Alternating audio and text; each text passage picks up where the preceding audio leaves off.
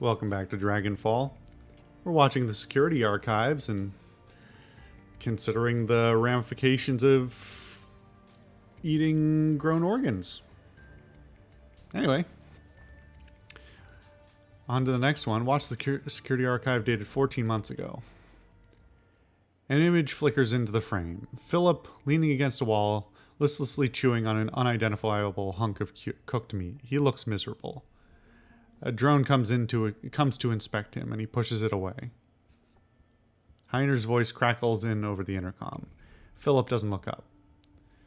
I'm going now, Phil. No more arguments, okay? There's a long pause. In lieu of responding, Philip takes another bite of meat and gnashes at it with his teeth. I'll kill that fucking thing. You'll see. That goddamn basilisk is going down. Once we can get down into the sewers again, we might be able to find a way out. This is our chance, Philip. Wish me luck. Philip says nothing. The video continues to play for a time, then cuts to static. Watch the security archive dated 11 months ago. The video feed flickers onto the screen.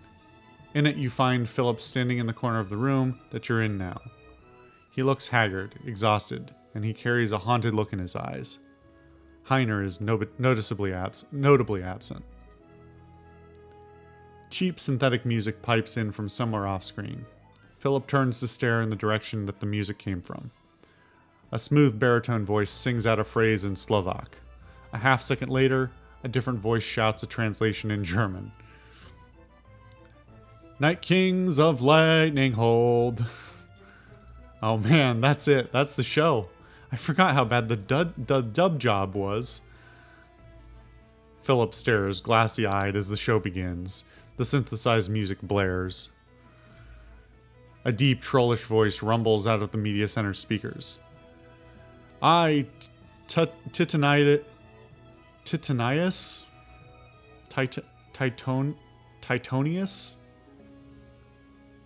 Titonius. I'm going to go with Titonius. I, Titonius Rex, will defend my realm. I do swear it before my magic sword, Argonar. This I do swear. An alarmingly breathy elvish voice sings out in response. But Titonius, the Jubathon hordes will smite you if you stay. The people in that valley are only peasants. You needn't throw your life away for them. Flee with me into the enchanted wood of Trallasheen. Please make this stop. Troll actor. My life is sworn to protect those peasants. She-elf, run back to your enchanted trees if you will, but a Night King will never flee. But Titonius... Her voice comes in a lilting wail. You cannot die. I love you. Then go to your father and beseech him to rally his elf troops southward. For if Titonius Rex falls, Lightning Hold will fall, and Lightning Hold will not fall. The troll drones on, audibly struggling to emote, and occasionally tripping over his lines. Overall, the acting quality is roughly on par with what you'd expect from a primary school Christmas pageant. Philip stares at the screen, listlessly chewing his meat. His nose is wrinkled in distaste, and his fists clench and unclench. Mercifully, the video feed cuts to static. Watch the security archive dated 8 months ago. The screen flickers and a video feed of Philip pops onto the screen. He's standing in the corner, watching an episode of Night Kings of Lightning Hold. His jaw hangs slack, and he stares at the screen in rapt attention. But father, Titonius Rex is risking his life, nay, his very soul, to defend Lightning Hold from the Jubathons. His enchanted sword, Argonar, feeds upon his honor and bravery, and it seeks to transform him from a noble Night King into an evil demon lord. Philip's lips move silently, mouthing the words as they are spoken. Evidently, he has committed the entire script to memory. Elderly-sounding elf actor. My darling daughter, that is why I cannot send my troops. Your beloved Titonius Rex walks the knife's edge between light and darkness every time he draws that devil blade from its scabbard. It is long past time that you learn the truth about me, Brenathe. I was the one who trapped the demon lord Karabok within that blade. The breathy actress lets out a sharp gasp. Phil mimes the motion, and a tear begins to trace its way down his cheek. But father, you can't mean... Yes, my daughter, I was the one they called Thunderspear, the sworn enemy of Titonius Rex's people, the Honga barbarian tribe. Then all of this is your fault. The Jebathons, the threat to my beloved soul, all of it. It was the only way to save Tralasheen, my darling daughter. Tralasheen and your mother, whom I hid away when you were but a girl. She's still alive, Brenathe. A security drone floats by to inspect Philip. Idly, he reaches out and begins to stroke its casing, petting it as if it were a house cat. The video feed flickers and sputters out, and you find yourself back at the main menu. Watch the security archive dated today. The screen flickers, and Philip appears on the screen. He appears to be dancing with one of the security drones.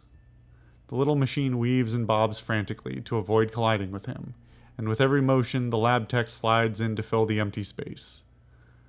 Around and around they go, twirling and writhing across the laboratory floor. There is an enormous smile on Philip's face, and the lights go dim, and then the lights go dim and an alarm begins to sound. Danger, danger, intruder detected. Security protocols engaged. I admire your bravery, noble vassal. Philip rests a hand on top of the little drone. But this is my fight. I, Philip Rex, will defend this land with my life. Indeed, with my very soul. Sir, please clear the area. Hostiles inbound. No, noble spirit, it is you who must...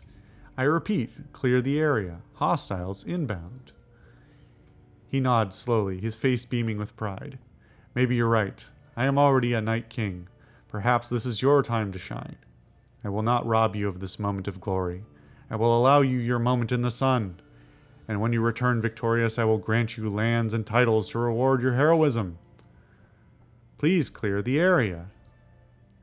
Philip turns and steps out of camera range. The drone is joined by two others, which wait in a holding position facing the camera. The picture breaks into static, and the video feed cuts off. So there's a lot to unpack there. I do find the attachment to the drones kind of fascinating, both as like a human psychology thing and as a matter of industrial design. This is not an uncommon thing either.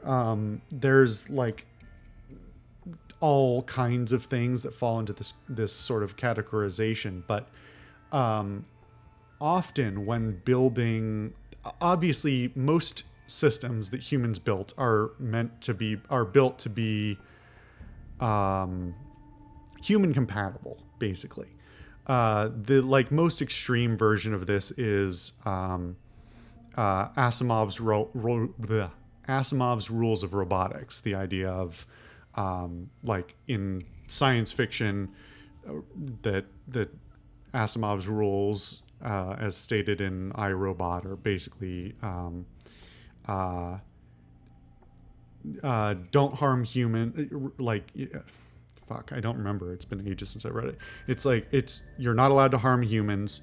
You're not allowed to harm yourself unless it is to protect a human's life, and you must obey human orders or something to that effect. But in industrial design in general, in a contemporary sense, usually,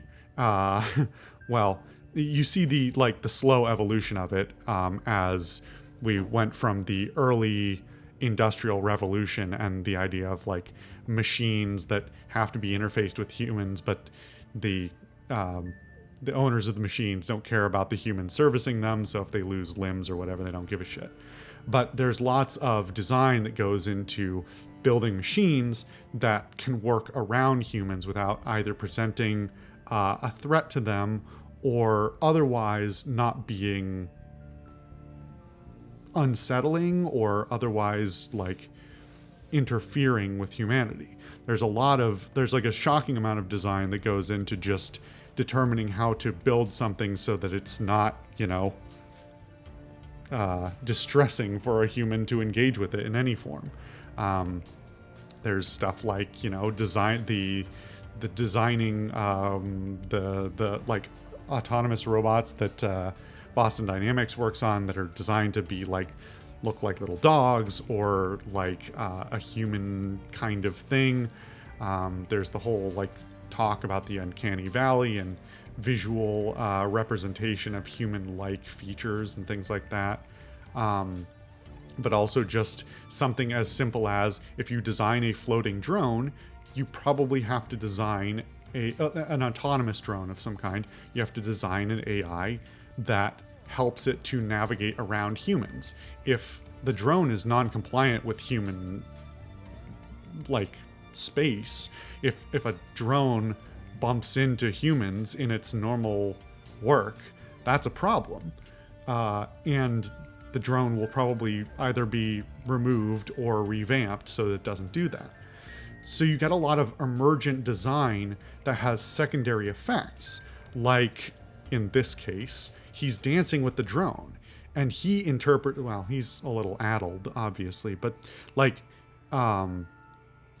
what is interpreted as it dancing with him is actually just basically an emergent function of its AI because it was programmed to avoid collision, right? And there's so many little things like that you find all over, and the attachments that people have and ascribe to machine behavior based on a design that was targeted at something else entirely. There's lots of other things like robot vacuums, Roombas and the like, and the level of affection that people sometimes ascribe to them, and they feel bad for them if they like get stuck, or like the Mars rovers and all the little human touches that were programmed into them or emerged out of other programming, and the like affection shown to them, and like the one that sings itself happy birthday, and the little messages that, oh man, I'm gonna make myself cry. The little like powering down message that the one.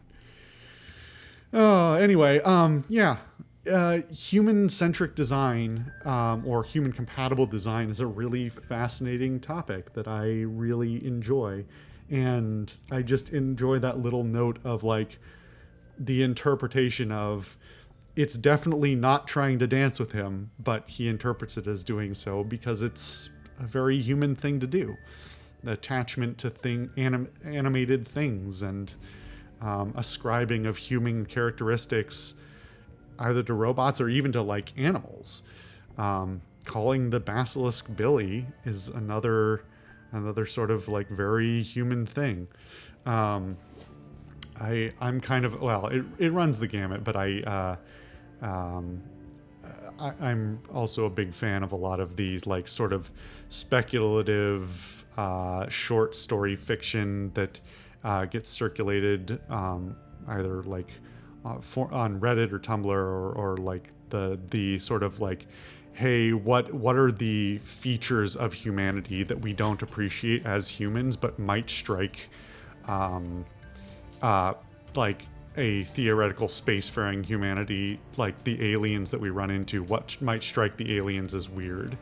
I think a lot of that stuff ends up in like I think it's called Humanity Fuck Yeah or something like that, which is I could get into the problems with all of the anthropocentric viewpoints espoused, but like just the sort of like how do we take a step back and look at our own behaviors and how we interpret the world versus how another species or somebody with a different viewpoint might interpret common human behaviors and attachments and these like weird quirks of human psychology and our attachment to inanimate things that don't care how we feel about them or don't care in the same way, but we ascribe these features to them. Anyway, tangent upon tangent. Anyway, yeah, there's a lot of rambling in this episode. I think I'm gonna cut it, and then we'll get out of here and sort of wander through. Looks like we've got some servers to look at, maybe, but yeah. Anyway, thank you guys for watching. I'll see you guys next time.